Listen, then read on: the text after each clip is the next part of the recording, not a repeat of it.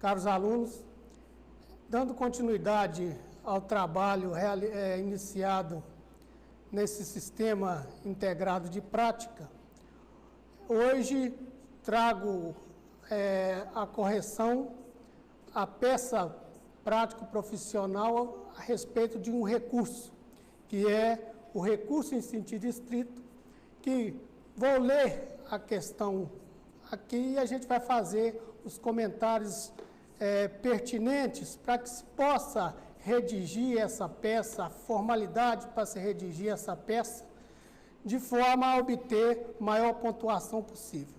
Pois bem, diz a peça: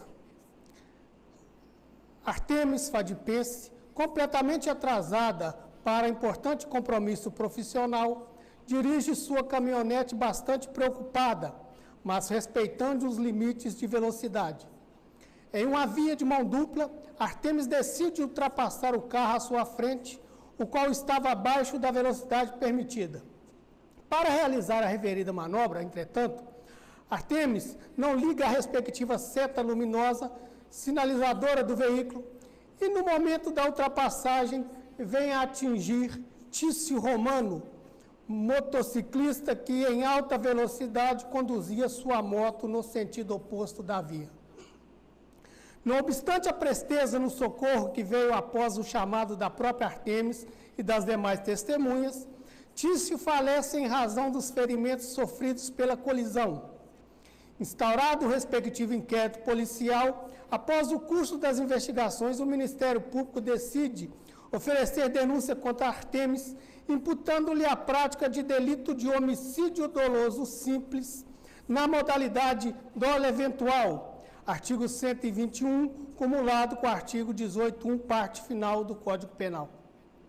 Argumentou o ilustre membro do parquê a imprevisão de Artemis acerca do resultado que poderia causar ou não, ao não ligar a seta do veículo para realizar a ultrapassagem, além de não atentar para o trânsito em sentido contrário. A denúncia foi recebida pelo juiz competente e todos os atos processuais exigidos em lei foram regularmente praticados. Fim da instrução probatória, o juiz competente, em decisão devidamente fundamentada, decidiu pronunciar Artemis pelo crime apontado na inicial acusatória. Você, como advogado de Artemis, é intimado da referida decisão em 3 de maio de 2019, sexta-feira, atento ao caso apresentado e tendo como base apenas os elementos fornecidos, elabore o recurso cabível e date-o com o último dia do prazo para a interposição. Olha, antes da gente adentrar nos comentários aqui, a própria peça já te diz, o próprio enunciado da questão te diz que é um recurso. Então, qual é o recurso cabível para esse tipo de situação? O enunciado diz que Artemis estava na condução de veículo automotor e veio a atropelar Tício Romano. E desse atropelamento, mesmo ela tendo pedido socorro, ele acabou a falecer. Diante disso, o Ministério Público entendeu que ela teria cometido um crime de homicídio doloso pela disposição do dolo eventual, de ter assumido e ter previsto o resultado e assumido o risco de produzi-lo. Então, assim, ela teria cometido um crime doloso. E assim foi denunciada. Lembrando vocês o seguinte: quando estamos falando de homicídio doloso, nós temos que lembrar que a Constituição Federal estabelece que compete ao tribunal do júri julgar os crimes dolosos contra a vida, tentados e consumados, e os conexos, quer dizer, aqueles que ocorrerem na mesma relação processual, no mesmo contexto fático do homicídio, também vão ser julgados pelo júri. No nosso caso aqui em específico, o Ministério Público ofereceu denúncia contra Artemis, ela ofereceu defesa, e no final desse procedimento, o juiz veio a pronunciar Artemis nos exatos termos da denúncia. Então, vejam só, Estamos falando de um procedimento com o rito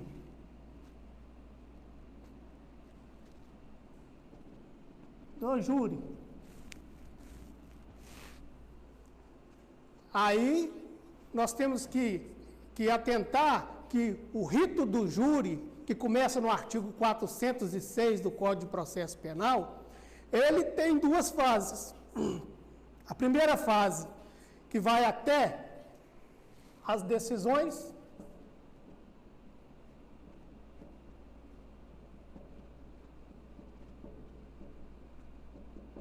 que é o juízo da causa, o sumário de culpa, quer dizer, esse sumário termina com a decisão que vai estabelecer se o réu, se o denunciado, efetivamente vai ser submetido ao julgamento pelo júri, que é a segunda fase, ou se esse processo termina ou vai para o outro juiz. Então, essas decisões da primeira fase podem ser 4 decisões. A primeira delas é essa que foi proferida aí, quando o juiz entende que tem indícios suficientes de autoria e prova de materialidade, ele profere uma decisão que chama pronúncia.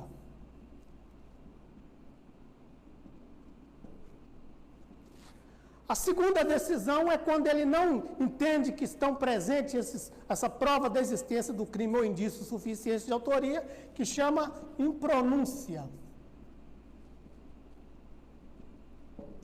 A terceira é quando ele acha motivo para extinguir o processo antecipadamente, a gente chama de julgamento antecipado da lide, que é através da absolvição sumária.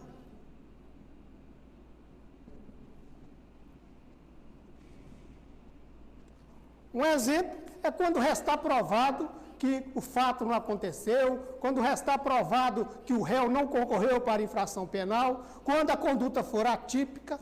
Isso está lá no artigo 415. E, por fim, nós temos a desclassificação,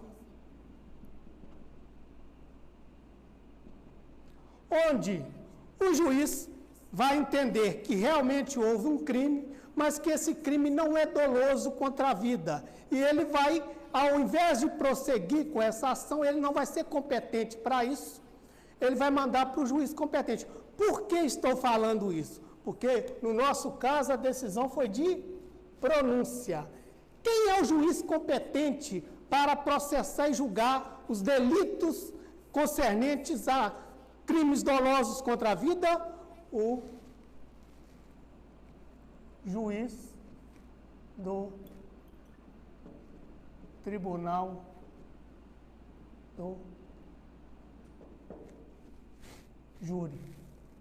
Então, este é o juiz competente. É este juiz do Tribunal do Júri que proferiu a decisão de pronúncia.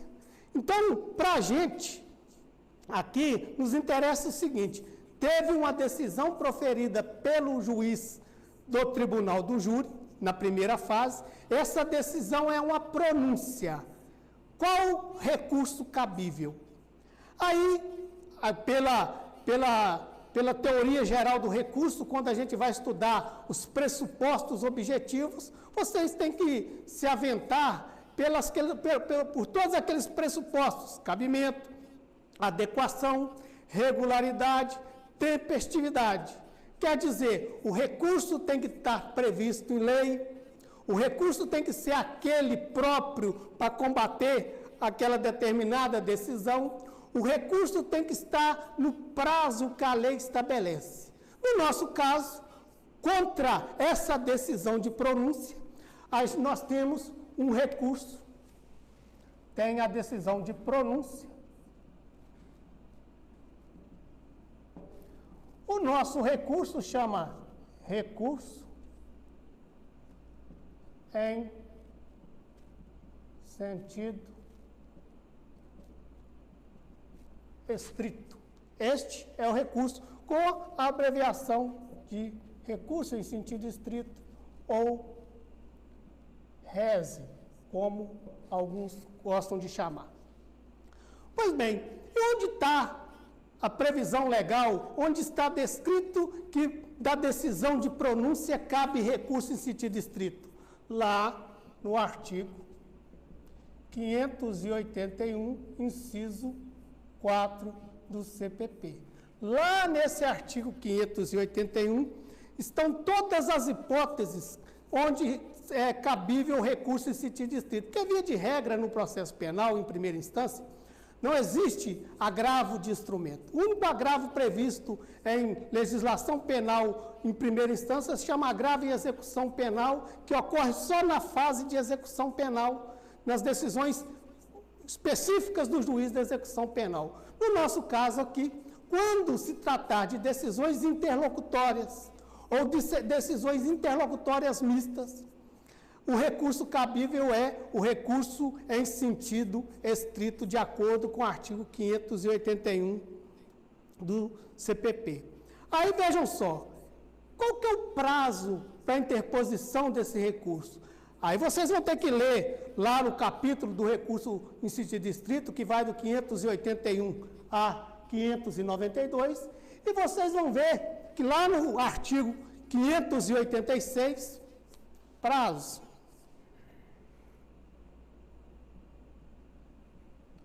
O prazo para o recurso, ele é de 5 dias, lá do artigo 586. Acontece, porém, que o processo penal tem disposições específicas a respeito de recurso. O recurso é num prazo, alguns recursos, o recurso é no prazo, a manifestação sua em recorrer é estabelecida num prazo, você manifesta aquilo num prazo, e o juiz, se entender que o seu recurso é próprio e dentro do prazo, e ele é tempestivo, o juiz vai receber aquele recurso e mandar intimar você para apresentar suas razões recursais num outro prazo.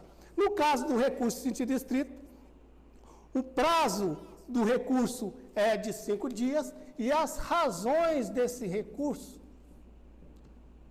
é no prazo de 2 dias, de acordo com o artigo 588. Pois bem, acontece, porém, que vocês, quando vão fazer esse tipo de questão, já tem que apresentar o recurso e as razões todas ao mesmo tempo. E no último dia de prazo, que a questão estabeleceu que o último dia de prazo, se a decisão foi proferida, você foi intimado dessa decisão no dia 3/5, numa sexta-feira.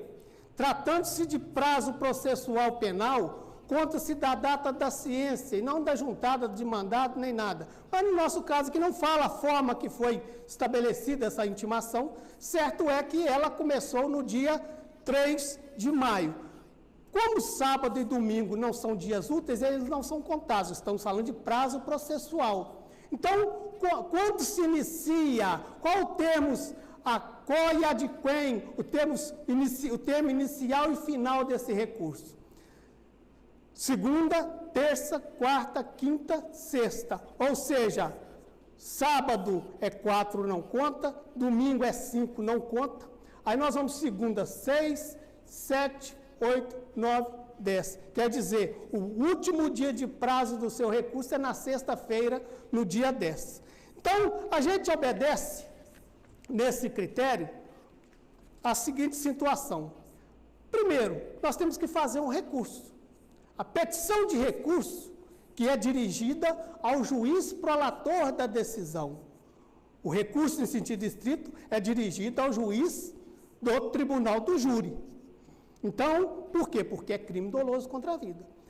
Só que nessa petição de interposição do recurso, além de você estabelecer que vem com fundamento no artigo 581.4, interpor recurso em sentido estrito, você tem que fazer um pedido de retratação dessa decisão. Por quê? Porque o recurso em sentido estrito ele tem um efeito que a gente chama de efeito iterativo ou regressivo.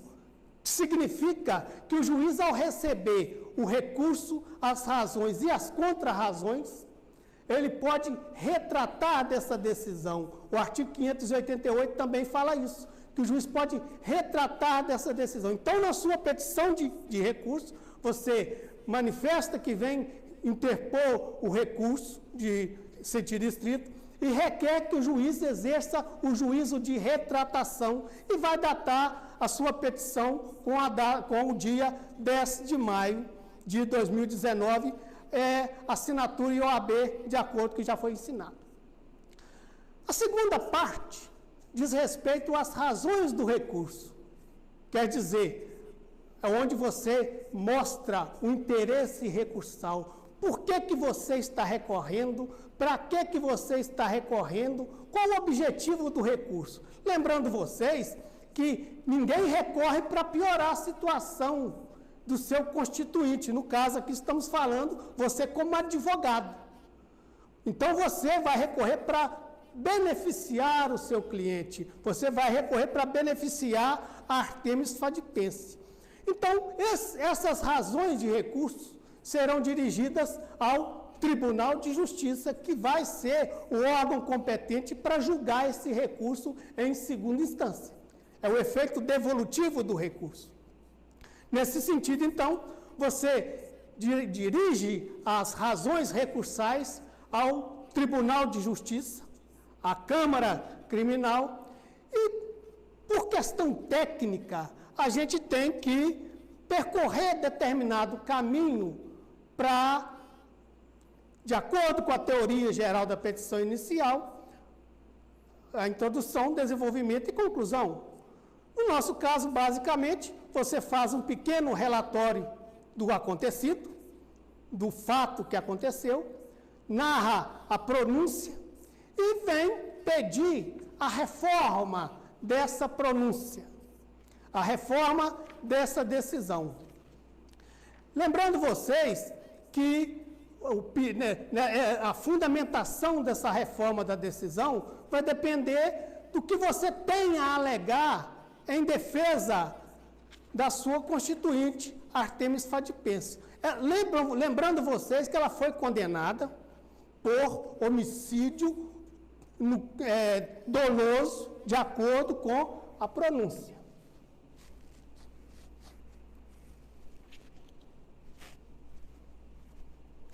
Então, a pronúncia diz que ela tem que ser submetida ao julgamento pelo Tribunal do Júri, pelo artigo 121, caput, cumulado com o artigo 18. Então, vamos colocar consumado.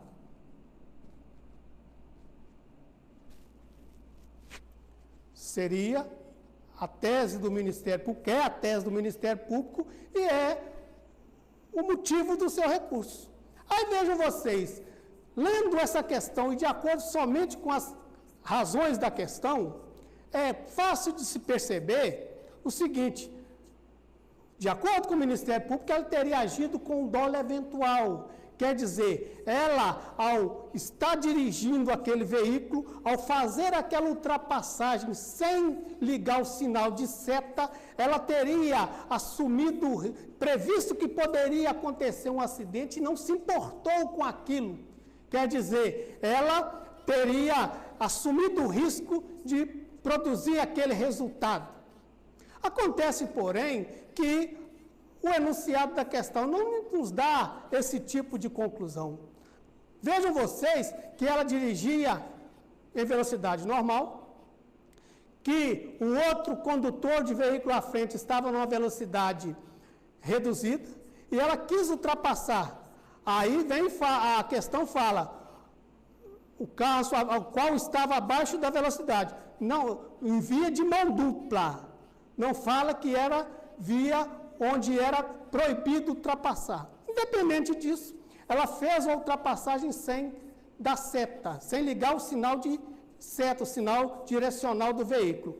Olha, quem realiza essa manobra, realiza com a intenção de, já pensa por antecipação, se vier um motociclista ou vier um carro de lá para cá e se eu atropelar, que dane-se, que morra. Não, ninguém faz isso.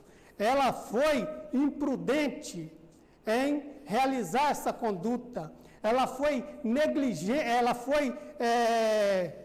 negligente em não ligar esse sinal do veículo.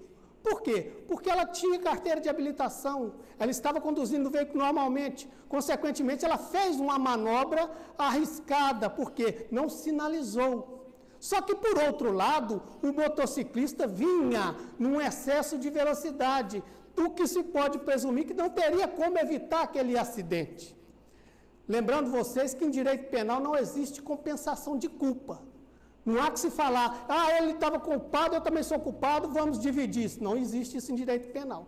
Mas acontece, porém, que deixa para a gente expresso aqui que houve sim um homicídio, mas que esse homicídio não foi doloso, esse homicídio foi culposo. Por quê? Porque ela foi imprudente, ela foi negligente. Poderia-se até aventar que ela teria praticado um homicídio na modalidade de culpa consciente, mas seria culposo de qualquer forma, não seria dolo. Na dicção do Ministério Público não seria que seria dolo eventual. No nosso caso, a questão não deixa esse tipo de interpretação. Aqui estamos diante de um homicídio culposo, mas um homicídio culposo praticado na direção de veículo automotor. Nesse caso, pelo princípio da especialidade, a gente desloca isso do artigo 121 do Código Penal, homicídio culposo, parágrafo 3º, lá para o artigo 302 do Código de Trânsito Brasileiro. Quer dizer, no seu recurso, aqui,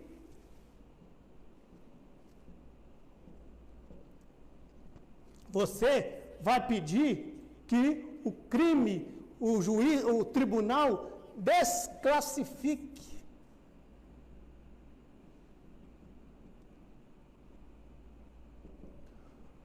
o crime do artigo 121 do Código Penal para o crime do artigo 302 do Código de Trânsito Brasileiro. Nesse caso específico, temos que lembrar que tanto o recurso quanto as razões deverão ser intentadas no prazo, no mesmo prazo, né, no último dia de recurso. Por isso que nesse recurso, após essa motivação sua,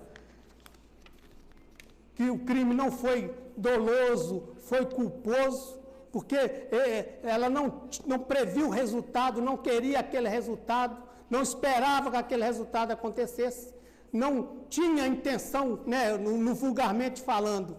No caso nosso aqui específico, ela não tinha intenção de matar ninguém, o que tecnicamente chama culpa. No nosso caso, chama culpa inconsciente ou culpa própria, quando o agente age com negligência, imprudência ou imperícia.